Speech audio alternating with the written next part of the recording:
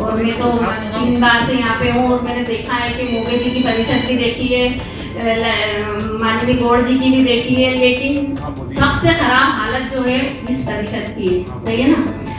तो बस यही है कि आप सब जानते हैं स्वच्छता पे 8वीं बार तमगा लिया है और बहुत इकरार है भैया 8वीं बार मिल जाएगा, लेकिन उनमें इनका क्या योगदान है? सफाई कर्मी बेचारे सफाई करते हैं, इनको तो खाली में सजा के मिल गया, लोग सड़क पे कचरा नहीं डालते, उसके ऊपर तुम्हारा क्या योगदान है? उसके अंदर 8वीं बार तुम फर्स्ट आ गए। तो शहर का हाल आप देख रहे होंगे कि अब ऐसा लग रहा है कि खजराने का हमारा जो चौराहा है ना, वहाँ पार्क करने के लिए वो छोटी आती है ना पनडुब्बी, क्या बोलते हैं, नाव, वो लकड़ी की, वो हमको खजराने वालों को देना पड़ेगी, वो चलाएंगे चप्पू से, फिर उस पार उतरेंगे, फिर मतलब ये हाल हो गए। और हेलमेट का पर भी बोल रही थी शेफू, तो हेलमेट तो इसलिए दिए ना, गड्ढे बहुत है, हेलमेट मतलब उसका कारण है कि महापौर जी गड्ढे नहीं भर रहे हैं, अब लोग गिरे तो सर्वर में चोट नहीं आ जाए, इसलिए हेलमेट का काम शगुफा लेके आया।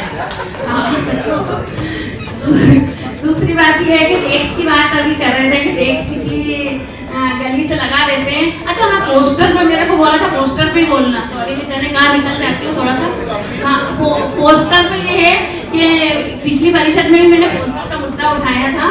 अच्छा, होता क्या है, जब जन्मदिन आता ना महापौर जी का या किसी का भी, जब बड़े मजे से कहते हैं भैया मेरा जन्मदिन मत मनाना और मेरा पोस्टर नहीं लगना चाहिए, सिर्फ उस दिन के लिए या 2-3 दिन के लिए, उसके बाद 12 महीने, अभी तो बारोटिया जी में भी गार्ड्स गिरी है, आपको पता ही नहीं है। उससे कहा गया है कि मेरा फोटो बड़ा होना चाहिए, मेरे साथ किसी का फोटो होना नहीं चाहिए, ये महापौर जी ने बोला है।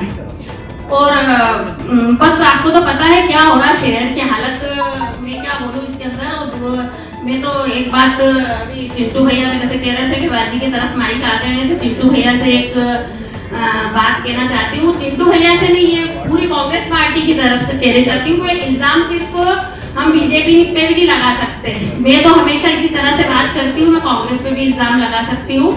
मेरा कहना है अभी ये कि आप देख रहे होंगे सोशल मीडिया पे कि किस तरह के बयान लोग दे रहे हैं मुसलमानों के बारे में।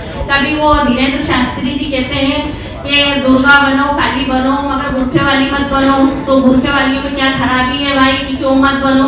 उनका कंपैरिजन आप क्यों दुर्गा और काली से कर रहे हो? हम आप बोलो भैया जाओ काली बन जाओ, यानी कि स्ट्रांग हो जाओ, लेकिन उसका कंपैरिजन बुरखे वालियों को क्यों घसीटते हो आप बीच के अंदर?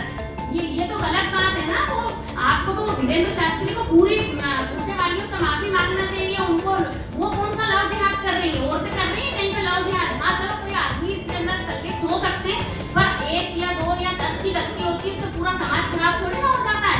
वो एक प्रज्ञा ठाकुर कह रही है कि हरे रंग के अंदर से निकलता है भैया वो आतंकवाद, तो ये कौन सी बात हो गई? हरा रंग मतलब अब रंगों में बांटना शुरू कर दिया। इतने साल से तुम जेल में पड़ी हुई थी, वहां से बाहर निकली तो फिर तुमने वही बांटने काटने की राजनीति शुरू कर दी।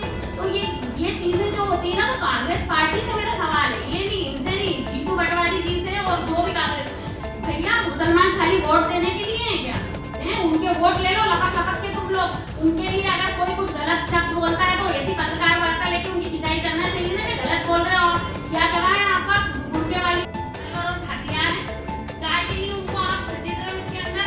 तो ये मेरा सवाल था और इससे मैं बड़ी आहत होती हूँ। पहले भी मैंने ये बोला था कि प्रियंका गांधी जी को और अपना जो भी है दिग्विजय सिंह जी को, देववर्धन सिंह जी को इस चीज पे बोलना चाहिए कि तुम सारे समाज को बुरा नहीं बोल सकते। ये मेरे अकेले बोलने की बात नहीं है। आज मेरे को ये मैं सुबह से मतलब कल से गुस्से में थी, आज मेरे को ये मंच मिल गया तो मैंने इस बात कर दी।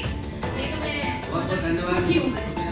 प्रेस कॉन्फ्रेंस में कहा है कि कांग्रेस जो है वो संकटों के लिए आवाज नहीं उठाती है, क्या नाराजगी है?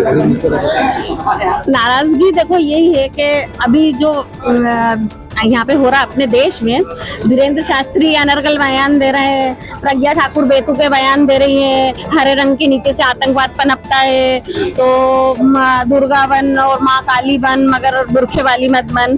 तो भैया ठीक है ना, तुम दुर्गा काली बनने की सीख अपनी बच्चियों को दे रहे हो, अच्छी बात है, बनना चाहिए, लेकिन बुरखे वालियों को क्यों घसीट रहे हो बीच के अंदर? तो मेरी नाराजगी ये है कि ये सारी चीजें तो कांग्रेसी भी देखते हैं ना, बड़े नेता भी देखते हैं, छोटे नेता भी देखते हैं, तो कम से कम जब मुसलमान आंख बंद करके उन्हें वोट देता है, पूरे मुसलमानों को पंजे के अलावा कुछ दिखता ही नहीं है, तो कम से कम तुम उनका कुछ बिगाड़ नहीं सकते, तो हमारे हित में 2 शब्द तो बोल दो।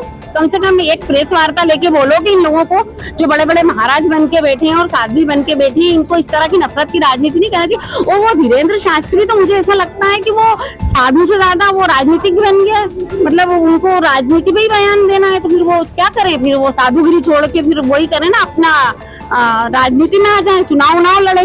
इस तरह से उनको नफरत की राजनीति फैलाना है तो। भाई आपकी तो कांग्रेस की पार्षद हैं, उसमें कांग्रेस के बड़े नेताओं को क्यों नहीं बोलते कि वो आकर के आगे बोले? बोला तो सही अभी, और क्या बोला, यही तो बोला कि बड़े नेताओं तक की बात जाएगी कि भैया बोलना चाहिए ना मुसलमानों के इतने हम।